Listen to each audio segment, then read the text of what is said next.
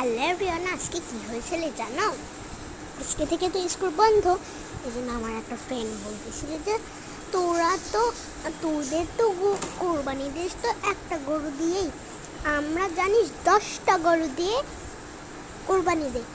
আমি আর আমার রিহা বন্ধুর সাথে বলছিলাম যে আজকে আমরা এই কোরবানিতে আমরা একটা ছাগল কোরবানি দেবো, আর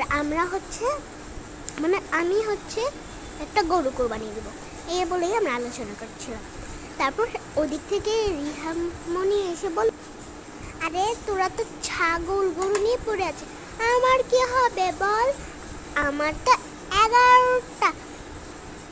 11টা হচ্ছে গরু কিনেছি।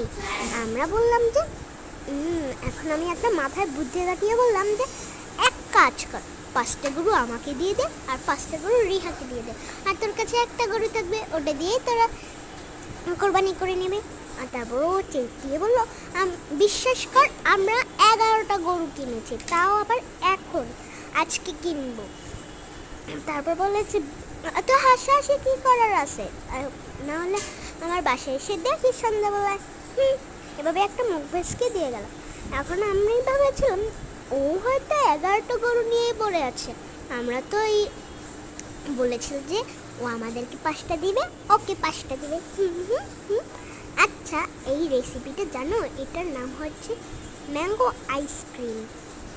এই রেসিপিটা আমার কাছে এত ভালো লাগে, আমি এটা প্রতিদিন আমার একটা বেতন আছে, আমি যদি বিছনা সোফা আর খাবার টেবিল যদি ঘুষাই, তাহলে মা আমাকে মাসে 100 টাকা করে দিবে। এখন আমার মা বলেছিল যে তুমি যদি এগুলো ঘুচাও তোমাকে আমি 100 টাকা দিব আইসক্রিম খাওয়ার জন্য, তুমি ওই ম্যাঙ্গো আইসক্রিমটা খাবে। তারপর বললো যে তুমি এটা দিয়ে ওই ম্যাঙ্গো আইসক্রিমটা বানিয়ে খাবে। তারপর আমি চুপচাপ, আজকে আমি মাসে বেতন পেয়েছি, আজকে 1 তারিখ, এই জন্য আমি এটা দিয়ে কিনে নিলাম। আর এটা খেতে জানো অনেক মজা হয়েছে। আর এই রেসিপিটা আমার কাছে এত ভালো লাগে, এটা আমার এক বন্ধু রিহাই শিখিয়েছিল।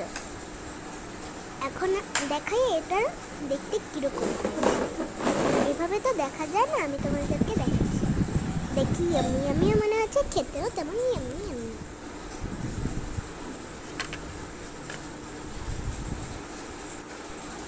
এত স্বাদ হয়েছিল। আর তোমরা তো আমাকে লাইক সাবস্ক্রাইব কিছুই করছো না, প্লিজ করো। আর এটা দারুণ হয়েছে খেতে।